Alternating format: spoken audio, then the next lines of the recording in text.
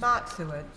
Very much, Madam Deputy Speaker. It's a pleasure to follow the member for the Wrekin, and I also want to commend the comments from my honourable friend, the member from Hemel Hempstead, for his speech earlier. I'm going to be touching on some of the same themes. I'm only going to refer today really to the Tackling State Threats Bill. This new legislation does honour Labour's manifesto commitment to follow the Jonathan Hall Review and introduce new powers that allow us to prescribe state threats, specifically the Islamic Revolutionary Guard Corps, the IRGC. This is something that many of us across the House have been advocating for a long time, and I, for one, am grateful to the Prime Minister, the Home Secretary, the Foreign Secretary, the Security Minister, for enduring my questions on this, both in this place and in private. It could not be more timely.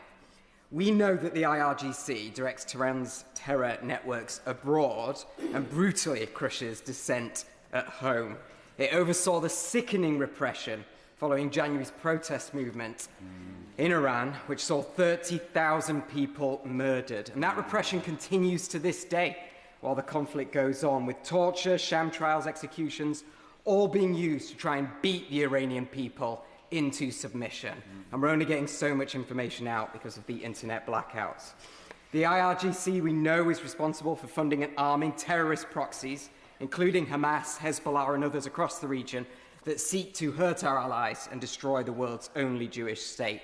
And we know that the new head of the IRGC is an internationally wanted terrorist, implicated in the 1994 attack against the AMIA Jewish Community Centre in Buenos Aires that killed 85 people, and for his part, also the Interior Minister in 2022, when Iran cracked down brutally on the Women, Life and Freedom protest. But of course, all of this is about Iran and foreign countries. Today is about defence readiness in this country. And unfortunately, the IRGC seeks to wreak havoc on our shores. In November, the Director General of MI5 linked the IRGC to no fewer than 20 potentially lethal threats here at home in the UK in the last year alone. The threat has only grown. The Chief Rabbi has said that British Jews and Iranian dissidents here are facing a sustained campaign of violence and intimidation. And we've all seen this. We saw the ambulances belonging to Hatzola, a Jewish charity serving the whole community, were targeted. We saw the Finchley Reform and Kenton United Synagogue attacked. We saw Jewish charities, the Israeli embassy, the Iranian media, all targeted. And most horrifyingly of all, we saw 2 Jews stabbed on the streets of London simply because they were Jewish. Now, all of this, the police and security experts suspect, and there are ongoing investigations, is the work of paid proxies and criminal gangs on behalf of Iranian-backed terror groups directed by the IRGC.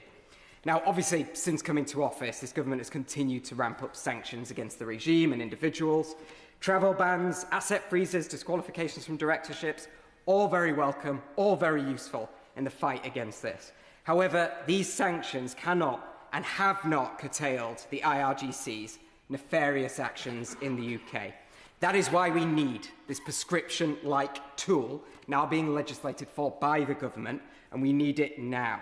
We don't know the full detail of what's being proposed, which is why I'm here to say that the government must ensure that IRGC members cannot be active in any respect in the UK, including attending or speaking at meetings. This new power must make it a criminal offence for anyone in the UK to associate with the IRGC, profess support for it, sharing materials from it, or attend any meetings with their representatives. And this new power must require all IRGC online material, be it propaganda or otherwise, be removed from the internet. Now, I also call on the government and the Prime Minister to keep his promise from just a few weeks ago, stating that this legislation will be prioritised and it will be accelerated through this parliamentary session. We need to see this legislation as soon as possible. And Madam Deputy Speaker, I'd also just take this moment to urge the government to build further on this legislation and take further action to protect our national security and the Jewish community. First, the Iranian embassy has been using social media to incite violence on our shores. Both the ambassador and the Supreme Leader's representative in the UK should be expelled. Second, the regime is using soft influence networks across the UK to advance its objectives under the cover of cultural, academic, charitable and media activity. These must be identified and dismantled. And thirdly, the government's Protecting What Matters strategy, which was extremely welcome when it was announced, needs to be implemented in full and implemented quickly. Now, I'd finish by saying this, Madam Deputy Speaker. The Iranian regime is one of the world's worst abusers of human rights.